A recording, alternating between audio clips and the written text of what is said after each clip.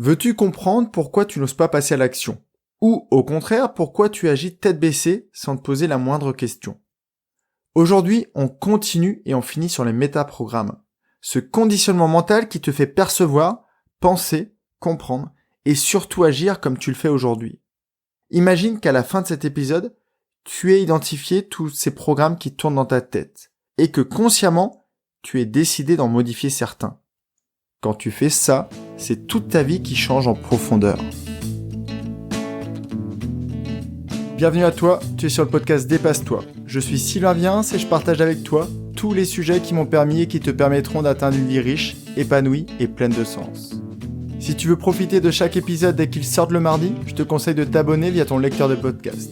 Et surtout, tu peux le partager aux personnes à qui tu tiens et qui pourraient aussi en bénéficier. Et pour aller encore plus loin avec moi, tu peux te rendre sur mon site sylvainviens.com et t'inscrire à la newsletter. Dans cet épisode, je vais beaucoup insister sur les illustrations de ces programmes. Basculer d'un mode à l'autre de ces programmes est super intéressant. On va commencer par une situation très concrète, par exemple la recherche d'un emploi. Certains vont être très terre à terre. Ils vont se lancer dans la procédure. Je mets mon CV à jour, je le mets en ligne, je regarde les offres, je postule, j'attends les retours et j'enchaîne les différents entretiens.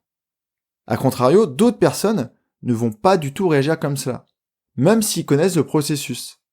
Ils vont se poser des questions, comment je peux rajouter de la créativité, comment je peux faire différemment des autres.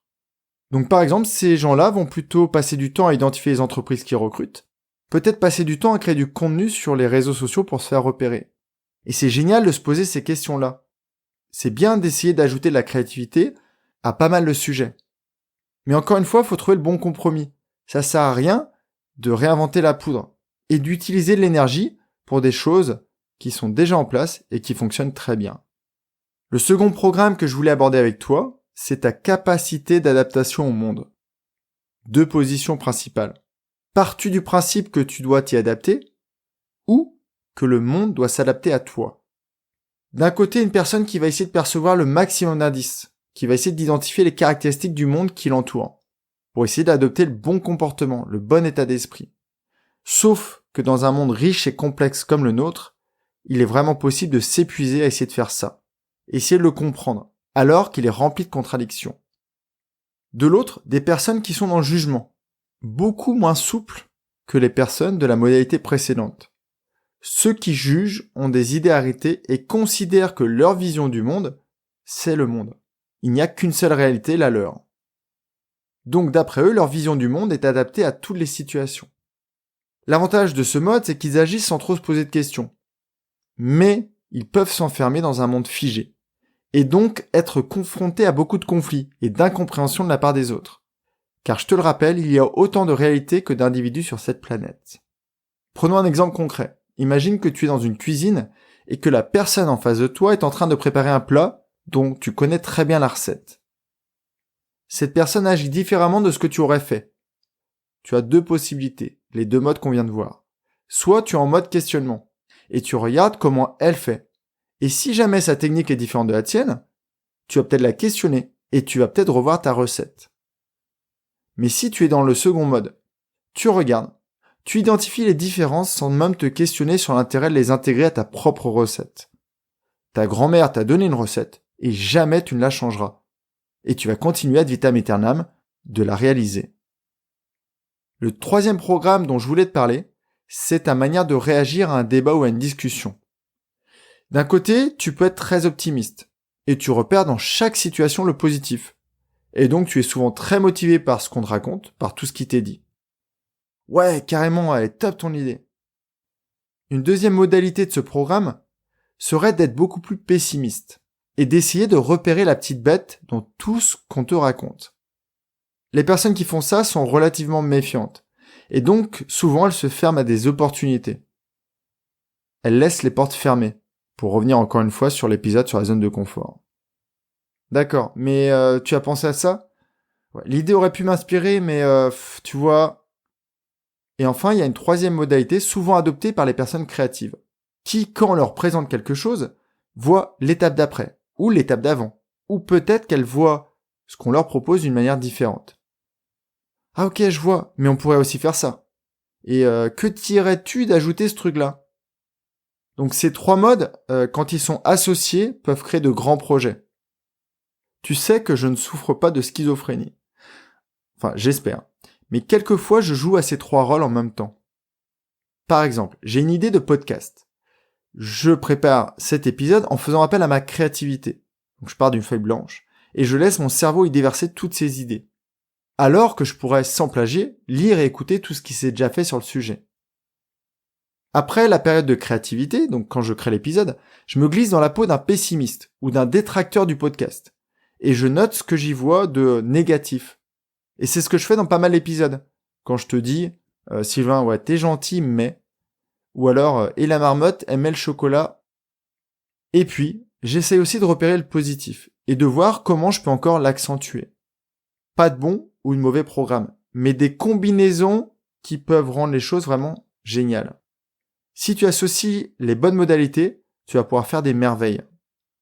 Passons à un autre programme. Comment réponds-tu aux interactions avec ton environnement? Est-ce que tu es du genre à attendre une situation et à y répondre en fonction du moment? Ou es-tu plutôt du genre à anticiper et de vouloir être prêt à tout ce qui va se passer? Ou plutôt à tout ce qui pourrait se passer? Ou alors une troisième modalité. Tu es dans un mode un peu mix. Tu es attentif aux signes du monde qui t'entoure et tu ajustes ta réponse en fonction de ce qui se passe réellement. En étant dans ce dernier mode, tu ne fais pas comme tout le monde. Et tu n'es pas dans le mode « j'attends de me prendre le mur pour réagir ». Tu ne fais pas non plus comme le deuxième mode dont je t'ai parlé, celui qui anticipe trop et qui passe son temps dans les projections. En fait, cette personne anticipe des choses qui n'arriveront peut-être jamais. Alors, d'une, c'est pas utile, et deux, ça dépense beaucoup d'énergie. En fait, dans le dernier mode que je t'ai présenté, tu es très sensible aux stimuli extérieurs et tu réagis avec créativité et adaptabilité. Et le dernier programme que je voulais aborder avec toi, c'est comment tu réagis dans l'action. Ni une ni deux. Je te propose quelque chose, tu pars dans l'action directement, tu bouges et tu avises après. Ou au contraire, tu passes par une phase plus ou moins longue de réflexion avant de passer à l'action. Et ça peut potentiellement faire disparaître cette action. Sans être devin, au vu de mon contenu et de tous les questionnements que je te propose chaque semaine, depuis quasiment un an, il est fort possible que tu sois comme ça, plus dans la réflexion que dans l'action. Et je t'avoue que j'ai pas beaucoup à me triturer la tête pour te proposer un exemple. Quand j'ai lancé mon podcast, je suis passé en mode fonceur, alors que tout le reste de ma vie, j'étais en mode rêveur. Dans le mode rêveur, je me serais dit, il faut que je sois top dans la technique, dans la présentation, dans la communication, dans tout ce qui englobe le podcast. Et j'aurais sûrement passé une année à le préparer. Mais cette fois-ci, il y a un an, je me suis lancé en me disant, je fais ça un an, j'apprendrai encore plein de choses. Réfléchir, c'est bien, mais en fait, très souvent en faisant ça, tu t'empêches d'avancer. Alors je te dis pas de partir bien en tête, mais quelquefois, faut arrêter de se poser 1000 questions, car sinon tu réfléchis et tu ne passes jamais à l'action. Donc écouter mes épisodes, c'est bien, mais les mettre en pratique, c'est beaucoup mieux. Aujourd'hui, on a donc vu ensemble les programmes suivants. Est-ce que tu es procédurier ou créatif? Avec l'exemple de la recherche d'emploi. Puis on a comparé ensemble le programme d'adaptation. Considères-tu que ta réalité est la réalité ou cherches-tu à évoluer? On avait parlé de la recette de la cuisine. Puis on a parlé de ta réaction aux échanges. Es-tu dans le positif, voire l'optimisme, dans le pessimisme ou alors dans la créativité? Après, on s'est posé la question suivante. Es-tu dans la réaction ou dans l'anticipation? Attends-tu de te prendre un mur ou te prépares-tu au choc? Un choc qui n'arrivera peut-être jamais. Et enfin, on a parlé de l'action. Cours-tu dans le cockpit dès qu'on te propose quelque chose ou prépares-tu ton avion, quelquefois tellement bien qu'il ne décollera jamais? Ça y est, on a fait le tour de la plupart des métaprogrammes. On a parlé d'introversion, de référence, de relation au temps, d'être dans un mouvement d'aller vers plutôt que d'éviter. On a parlé aussi aujourd'hui beaucoup de réflexion et d'action. J'aime beaucoup les travaux de Bandler sur ce sujet, sur les métaprogrammes. Et les connaître, c'est essentiel. Car ça te permet de savoir comment tu fonctionnes. Et c'est indispensable pour développer d'autres modes de fonctionnement, ce qui va te permettre d'enrichir ta vie et d'être beaucoup plus adapté à tout ce qui t'entoure. Derrière ces aspects un peu théoriques, j'aimerais te proposer dans les semaines à venir des exercices pratiques pour aller beaucoup plus loin. La semaine prochaine, ce sera un épisode spécial. Ce sera le dernier avant la pause que je vais faire en août. Je vais en profiter pour recharger mes batteries. Mais avant de partir, je vais te proposer de rebalayer ensemble les idées majeures que l'on a abordées ensemble durant toute l'année. Je ne sais pas si tu t'es rendu compte et si tu as commencé à me suivre dès le début, mais ça fait quasiment 1 an que j'ai lancé ce podcast, avec quasiment 70 épisodes. Et si tu as été assidu, on a passé ensemble plus de 12 heures. Jeudi, dans la newsletter, je vais te proposer une sorte de carte pour que tu puisses lister tes différents modes de fonctionnement, ce qui va te permettre de mieux appréhender la manière dont tu interagis avec le monde et potentiellement modifier ton comportement. En attendant, prends bien soin de toi, passe une très très belle journée, à très vite. Bye bye. Si cet épisode t'a appris quelque chose, n'hésite pas à en parler autour de toi. Dis-toi qu'à chaque fois que tu m'aides à le diffuser, tu fais tous les jours un peu plus pour aider tes proches et influencer positivement les gens qui nous entourent.